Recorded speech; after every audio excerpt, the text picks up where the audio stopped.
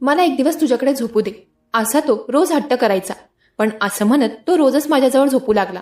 एके दिवशी मध्यरात्री माझा भाचा मला म्हणाला की मामी, मामाची जी कमी तुला भासत आहे ती मी भरून काढतो. आणि बोलताच त्याने दुसऱ्या सेकंदाला मला पकडून जोराने माझ्यात मागून त्याचा, मामी तू आज छान तयार हो, मला तुला छान नटलेलं पाहायचं आहे, असं म्हणतच किरणने माझ्या अंगावरील गाऊन ओढायला सुरुवात केली. मी त्याला लगेचच बाजूला केलं व म्हणाले की किरण, तू लहान नाहीयेस, तू या खोलीतून बाहेर जा, तू दिलेली साडी मी नेसून बाहेरच येते. किरण माझा भाचा होता. तो 24 वर्षांचा होता. किरण त्याच्या मामाच्या घरीच राहत होता. माझ्या नवऱ्याला एक बहीण होती, तिचाच तो मुलगा होता. किरणऐवजी ननंदबाईंना अजून 2 मुलं होती. किरण लहानपणापासून माझ्या नवऱ्याच्या अंगावरचा होता. त्याला आईवडिलांपेक्षा मामाची जास्त सवय होती, म्हणून तो मामाकडे राहिला होता. कधी कधी तो त्याच्या आईबाबांना भेटायला जायचा किंवा तेच त्याला भेटायला यायचे. माझ्या नवऱ्याला त्याचे आईवडील नव्हते. ते दोघेही आता आमच्यात नव्हते. गेल्या वर्षी सासूबाई देवाज्ञा झाल्या. कुणाल त्यानंतर एकटा पडला होता. घर सांभाळायला कोणीही बाई माणूस घरात नव्हतं. पण कुणाल म्हणतो की तू आल्यापासून घराला घर पण आलं आहे. माझं व कुणालचं लग्न होऊन 2 महिने झाले होते. लग्न जमलं तेव्हाच त्याने मला सांगितलं होतं की त्याच्याकडे त्याचा भाचा राहतो व लग्नानंतरही तो आपल्यासोबतच राहील. मला त्या गोष्टीचा जराही प्रॉब्लेम नव्हता. मी माझ्या नवऱ्यासोबतच भाच्यासोबतही हळूहळू घरात जुळवून घेतलं होतं. माझा भाचा किरण दिसायला हँडसम होता, अगदी गोरापांत होता. मला घरकामातही किरण बरीच मदत करायचा. तू हे एवढे परफेक्ट काम कुठून शिकलास, मी त्याला हा प्रश्न केला तेव्हा तो म्हणाला की आजी गेल्यानंतर मामासोबत बरेच दिवस घरात मीही एकटाच होतो. गरज भासली तसं हळूहळू मी बरीच कामं शिकलो. किरण जसा दिसायला हँडसम होता तशीच त्याची बोलण्याची पद्धतही फार छान होती. तो बोलत असताना त्याचं बोलणं फक्त ऐकत राहावं असं मला वाटायचं. सगळं काही ठीक चाललं होतं. घरात कुठल्याच गोष्टीची कमी नव्हती. फक्त कमी होती ती माझ्या नवऱ्याची. आमच्या लग्नाला 2 महिने नाही तर 2 वर्ष झाली आहेत असं मला वाटू लागलं होतं. कुणाल मला वेळच देत नसायचा. रात्री कामावरून घरी आला की जेवण करून तो झोपी जायचा. बायकोच्याही काही इच्छा असतील हे तो विसरलाच होता. त्याने मला वेळ द्यायचं बंद केलं होतं. माझी मात्र फार चिडचिड होत होती. रविवारच्या दिवशी कुणालला सुट्टी होती. तो दिवसभरही त्याने झोपच काढली होती. रात्री मी स्वतःहून त्याच्याजवळ गेले तेव्हा तो म्हणाला की मला सकाळी लवकर उठून कामावर जायचं आहे, मला झोपू दे. मला बाजूला करून तो पाठमोरा होऊन झोपी गेला. मी रागात त्याला 2-3 शब्द बोलले. माझ्याकडे दुर्लक्ष करून कुणाल झोपी गेला होता. त्याचं तर घोरणंही सुरू झालं होतं. मी मात्र रागाने अगदी लाल झाले होते. उठून मी बेडवर बसले तेव्हा माझी नजर आमच्या खोलीच्या दरवाजावर गेली. तिथे मला किरण दिसला. तो आमच्या खोलीचा काणोसा घेत होता. मी त्याला बघितलं तोच त्याने तिथून पळ काढला. मग मी तेव्हा त्याच्या खोलीत गेले. तिथे जाऊन मी पाहिलं की तो त्याचा मोबाईल बघत बसला होता. त्याच्या चेहऱ्यावर हलका घाम फुटलेला मला दिसत होता. मी त्याला म्हणाले की किरण, मी तुला आमच्या खोलीचा काणोसा घेताना पाहिलं होतं. आजच पहिल्यांदा तू आमच्या खोलीत डोकावलास की रोजच तू मामा मामीला बघत असतोस. त्यावर किरण म्हणाला की तू समजत आहेस तसं काहीच नाहीये मामी. मी माझी पाण्याची बॉटल भरायला किचनमध्ये आलो होतो. मला तुमच्या खोलीतून आवाज आला म्हणून मी बघायला आलो, बाकी काही नाही. तुझा मामा ना फार बोरिंग आहे. त्याच्याकडे बायकोला देण्यासाठी वेळच नाहीये बघ. आणि त्याच कारणामुळे मी तुझ्या मामावर चिडले होते. माझं बोलणं होताच किरण म्हणाला की मामी तू काळजी करू नकोस, मामा नसे भांजा तो हेही घर में. किरण, तुला नेमकं म्हणायचं काय? मी जरा गोंधळलेल्या हावभावातच त्याला विचारलं. तर तो म्हणाला, मामी तुला तर कोड्यात बोललेलंही कळत नाही. मामा आता गाढ झोपेत आहे. तो उद्या सकाळीच उठेल. तुमच्यात आता वाद झाले असल्यामुळे तूही रात्रभर कूच बदलवत राहशील. तुला रागाच्या भरात झोप येणार नाही हे मला चांगलंच माहिती. म्हणून आता तुला फ्रेश करण्यासाठी माझ्याकडे एक मस्त असा उपाय आहे. असं म्हणत किरणने मला त्याच्या खोलीतील बेडवर बसवलं व तो तेलाची बाटली घेऊन आला. तो मला तेलाने डोक्याची मालिश करून देऊ लागला. त्याच्या हाताच्या हलक्या स्पर्शाने मला फार बरं वाटत होतं. मी हळूहळू माझा रागही विसरत होते. डोक्याची मालिश करत असताना त्याने माझ्या खांद्यावरूनही त्याचा तेलाने भरलेला हात फिरवला. त्यावेळी मला खरंच खूप फ्रेश आणि रिलॅक्स वाटू लागलं होतं. तो मालिश करत असताना मी तिथेच झोपी गेले. मला कधी गाढ झोप आली हे मलाही समजलं नाही. कुणाल झोपेतून उठायच्या आधी मी किरणच्या खोलीतून बाहेर पडले होते. कुणालचा नाश्ता आणि डब्बा मी तयार करून ठेवला होता. कुणाल व किरणने सोबत बसून नाश्ता केला. त्यानंतर कुणाल त्याचा टिफिन घेऊन ऑफिससाठी निघाला. तो गेल्यानंतर किरण व मी आम्ही दोघेच घरात होतो. मी किरणला म्हणाले की भाचे साहेब, तुम्हाला तर बायकांचं मन कसं जपायचं हे चांगलंच ठाऊक आहे. म्हणजे नक्कीच तुला गर्लफ्रेंड असेल. मी असं बोलताच किरण म्हणाला, नाही ग मामी, तू ना फार गैरसमज करतेस बघ. माझी कोणी गर्लफ्रेंड नाहीये ना, मी कधी बनवणार. मला त्या गोष्टींमध्ये कसलाही इंटरेस्ट नाहीये. तो माझ्याशी समोर बोलत असताना देखील मला त्याचा रात्रीचा स्पर्श आठवत होता. काही वेळाने किरणही कॉलेजला जायला निघाला. नंतर मी माझी राहिलेली कामं आवरली व बाकी पूर्ण दिवस टीव्ही बघण्यात घालवला. रात्रीचं जेवण आम्ही तिघांनी सोबत केलं. मी किचनमधील माझी कामावरून खोलीत येत नाही तोपर्यंत कुणाल चांगला गाढ झोपी गेला होता. पूर्ण खोलीत त्याचा घोरण्याचा आवाज पसरला होता. मला काही झोप येत नव्हती म्हणून मी किरणच्या खोलीत गेले. तो अजूनही जागाच होता. त्याच्याशी गप्पा गोष्टी केल्यानंतर मी त्याला म्हणाले की मला झोप येत नाहीये. कदाचित तुझ्या हाताच्या तेल मॉलिशने मला छान झोप येईल. आज सुद्धा मी त्याच्याकडून तेल मालिश करून घेतली होती. हळूहळू मी त्याच्याकडे खेचली जात होते असं मला वाटू लागलं होतं. त्याचा स्पर्श मला आवडू लागला होता. कुणालचं तर माझ्याकडे लक्षच नव्हतं. त्याच्या कामातच तो व्यस्त असायचा. अशातच नकळत किरण माझी काळजी घेत होता असं मला वाटत होतं. एके दिवशी सकाळी कपडे धुत असताना अचानक माझ्या कमरेत चमक भरली. मला तर उठायलाही जमत नव्हतं. कुणाल सकाळी लवकर ऑफिसला गेला होता. किरण कॉलेजला जाण्याच्या तयारीत होता. चमक भरल्यामुळे मला जागचं उठताही येत नव्हतं. मी किरणला आवाज देऊन बोलावलं. तेव्हा त्याने माझा हात पकडला व तो मला माझ्या खोलीत घेऊन गेला.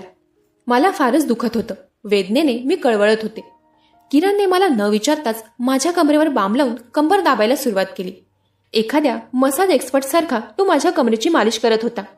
तो माझा तरुण भाचा होता पण तो अजिबात न लाजता माझ्या कमरेला हात लावत होता.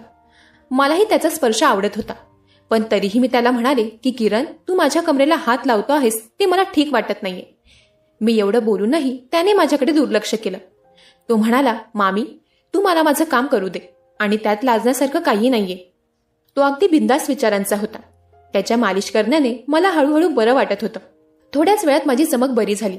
त्यानंतर मी थोडा वेळ झोप काढली. असंच दुसऱ्या दिवशी किरण कॉलेजमधून लवकर घरी आला होता. येताना तो माझ्यासाठी नवीन साडी घेऊन आला. तो माझ्या खोलीत आला तेव्हा मी कपाट स्वच्छ करत होते. येताच त्याने माझ्या हातात त्याने आणलेली साडी दिली. तो म्हणाला की मामी, तुझ्या लग्नानंतर मी तुला कधीच साडीमध्ये पाहिलं नाहीये. तू एकतर ड्रेस किंवा गाऊन यातच असते. चल, मी तुला छान तयार करून देतो व तुझे छानसे फोटोही काढतो. बोलता बोलताच त्याने माझा गाऊन पकडला आणि तो मला साडी नेसून देतो असं बोलू लागला. त्यावेळी मी त्याला म्हणाले की किरण, तू लहान नाहीयेस, तू बाहेर जा, मीही साडी नेसून बाहेर येते. किरण खोलीतून बाहेर जाताच मी ती साडी नेसली. मला त्या साडीत पाहून त्याच्या डोळ्यात एक वेगळीच चमक दिसत होती. त्याने मला त्याच्या हाताने सजवलं. त्याच्या तोंडून वारंवार एकच शब्द बाहेर येत होता आणि तो म्हणजे, मामी, तू किती सुंदर आहेस. मी तर तुझ्या सुंदरतेवर पूर्णपणे वेडा झालो. मी त्याचं सगळं बोलणं मस्करीमध्येच घेतलं होतं कारण तो माझ्याशी अगदी मित्राप्रमाणे वागायचा. त्या दिवशी त्याने त्याच्या फोनमध्ये माझे खूप फोटो काढले होते. संध्याकाळी मी ते फोटो कुणाललाही दाखवले. आज तर चमत्कार झाला होता. कुणाल मला घेऊन संध्याकाळी पिक्चर बघायला गेला होता. त्या दिवशी आम्ही बाहेरच जेवण केलं. कुणालने मला वेळ दिल्यामुळे मी फार खुश होते. आजचा दिवस माझ्यासाठी खूप आनंदाचा दिवस ठरला होता. सकाळी माझ्या भाच्याने नवीन साडी मला आणून दिली होती आणि रात्रीच्या वेळी कुणालने मला बाहेर फिरायला नेलं होतं. पुन्हा दुसऱ्या दिवशीपासून आहे ती दिनचर्या सुरू झाली. दुपारच्या वेळी माझ्या ननंदबाई आमच्या घरी आल्या होत्या. त्या एकट्याच घरी आल्या होत्या. त्या आल्या तेव्हा कुणाल व किरण दोघेही घरी नव्हते. ते दोघेही संध्याकाळी घरी आले. किरण व कुणाल घरी आल्यापासून मी बघत होते की ननंदबाई त्यांच्या भावाला गळे लागून भेटल्या होत्या पण त्या त्यांच्या मुलाला एवढ्या दिवसातून बघूनही त्यांनी त्याला गळे लावलं नव्हतं. असं वाटत होतं की मी समोर असल्यामुळे त्या त्यांच्या मुलाशी बळच बोलतायत. त्या रात्री मी ननंदबाईंच्या आवडीचे पदार्थ बनवले होते. ते खाऊन त्या अगदी खुश झाल्या होत्या. रोज रात्री माझ्या आधी कुणाल झोपी जायचा. त्याला लगेच झोप यायची. तो झोपल्यानंतर मी माझ्या ननंदबाईंकडे गप्पा करायला जाऊ लागले कारण त्या बऱ्याच दिवसांनी घरी आल्या होत्या. मी माझ्या खोलीतून बाहेर आले. ननंदबाई त्यांच्या मुलाच्या खोलीत होत्या. किरणच्या खोली बाहेर जाताच मला ननंदबाईंचा आवाज आला. त्या किरणवर ओरडत होत्या. किरणच्या खोलीचा दरवाजा थोडा ढकलून मी आत डोकावून पाहिलं तर मला दिसलं त्या किरणला बोलत होत्या की तुझ्या मोबाईलमध्ये तुझ्या मामेचे फोटो कसे आलेत. आता तुझी तिच्यावर नजर आहे का? तू कितीही प्रयत्न केलेस तरी तुला कोणी स्वीकारणार नाही. तू तिच्याजवळ जाण्याचा अजिबात प्रयत्न करू नकोस. इथून कुठेतरी निघून जा. त्या त्यांच्या मुलाशी असं परक्या व्यक्तीप्रमाणे का बोलत होत्या हे कोणास ठाऊक. मलाच त्यांचं बोलणं ऐकून फार वाईट वाटलं होतं तर किरणला कसं वाटलं असेल. तो बिचारा तर शांतपणे बसून सगळं काही ऐकत होता. त्या दोघं मायलेकांच्या वादात माझं असं जाणं मला योग्य वाटत नव्हतं. म्हणून मी पुन्हा माझ्या खोलीत निघून गेले. आज जाताच मी झोपी गेले. दुसऱ्या दिवशी सकाळीच ननंदबाई त्यांच्या घरी जायला निघाल्या. त्यांना बस स्थानकावर सोडून कुणाल पुढे त्याच्या ऑफिसला गेला होता. आज तर 11 वाजत आले होते, तरीही किरण त्याच्या खोलीतून बाहेर आला नव्हता. म्हणून मी त्याला बोलावण्यासाठी त्याच्या खोलीत गेले.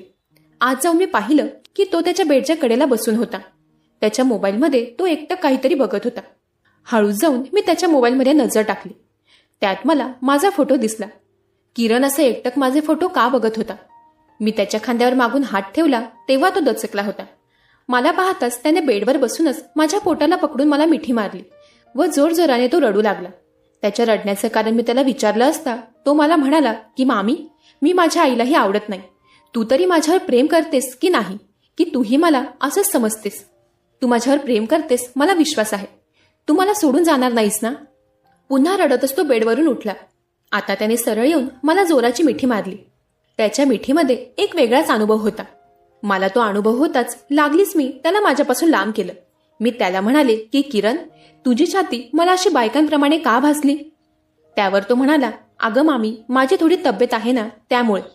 असं बोलून तो खोलीच्या बाहेर निघून गेला. एवढ्या जवळून मी त्याला कधी स्पर्श केला नव्हता. तो तिथून बाहेर जाताच मी त्याची खोली आवरायला घेतली. त्याने त्याचे सगळे पुस्तकं तिथेच मोकळे करून ठेवले होते. त्याच्या बॅगेत त्याचे पुस्तक ठेवत असताना त्याच्या बॅगेत असलेली एक विचित्र गोष्ट माझ्या हाती लागली आणि ती म्हणजे सॅनिटरी नॅपकिन. ते पाहून मी जरा वेळ विचारात पडले होते. मी ते हातात घेऊन उभीच होते, तोच किरण त्याच्या खोलीत मला आवाज देत आला. माझ्या हातातील ती वस्तू पाहून त्याच्या चेहऱ्यावरचा रंग उडाला होता. मी त्याला म्हणाले की किरण, हे सगळं काय आहे? तुझ्या बॅगेत बायकांच्या वस्तू कशा? त्यावर तो म्हणाला की माझ्या एका मित्राने ते माझ्या बॅगेत चुकून ठेवलंय. मला तर किरणचं भान काही ठिकाणावर दिसत नव्हतं.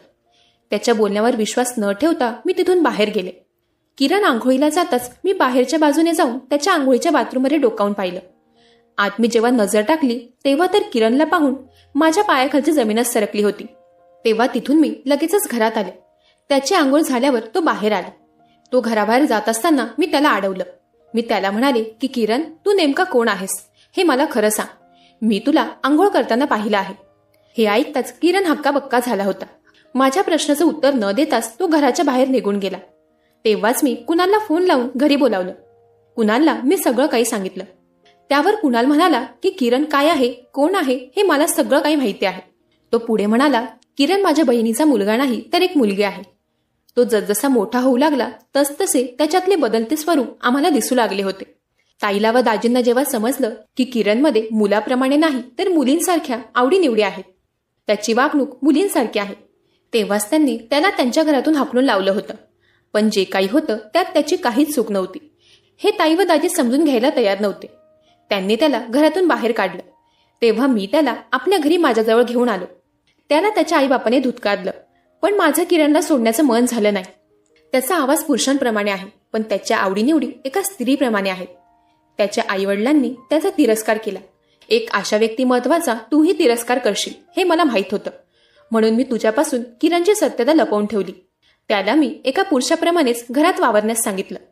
किरणची सत्यता ऐकून माझ्या डोळ्यात पाणी आलं होतं. नंदनबाईंचा स्वतःच्या मुलाबद्दलचा तिरस्कार मी माझ्या डोळ्यांनी पाहिला होता. या सगळ्यात किरणची मनस्थिती काय असेल हे मला जाणवत होतं. त्या दिवशी संध्याकाळ झाली तरी किरण घरी आला नव्हता. कुणाल मला म्हणाला की मला माहीत आहे ती कुठे असेल ते.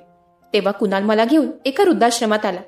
तिथे किरण काही वृद्ध लोकांची सेवा करताना आम्हाला दिसली. मला बघताच तिच्या डोळ्यात पाणी आलं होतं. तिच्या जवळ जाऊन मी तिला मिठी मारली. मी तिला म्हणाले की किरण, मला सगळं काही समजलं आहे. तुला आता अजिबात रडायची गरज नाहीये. इथून पुढे मी आणि कुणाल तुझे फक्त मामा मामी नाही तर तुझे आईवडील आहोत. हे ऐकून तर किरण अजूनच भावूक झाली. किरण फार हुशार होती. आमचं बाळ झाल्यानंतरही आम्ही तिला आमच्या मोठ्या मुलीप्रमाणे जीव लावला होता. तिला कुणालने हवं ते शिक्षण घेऊ दिलं. किरण आज एक ॲडव्होकेट आहे. तिच्या सत्कार सोहळ्यात तिने तिथे केलेल्या भाषणात तिने तिचा जीवन प्रवास सांगितला व जेव्हा तिने आई बाबा म्हणून आम्हाला हाक मारली तेव्हा आमचं मन अभिमानाने भरून आलं होतं. आज आमच्या मोठ्या मुलीने आमची मान सन्मानाने उंचावली होती. मंडळी, माणसाचा जन्म हा देवाने त्याला दिलेली एक भेटवस्तू आहे. कुठल्याही व्यक्तीचा तिरस्कार करू नये.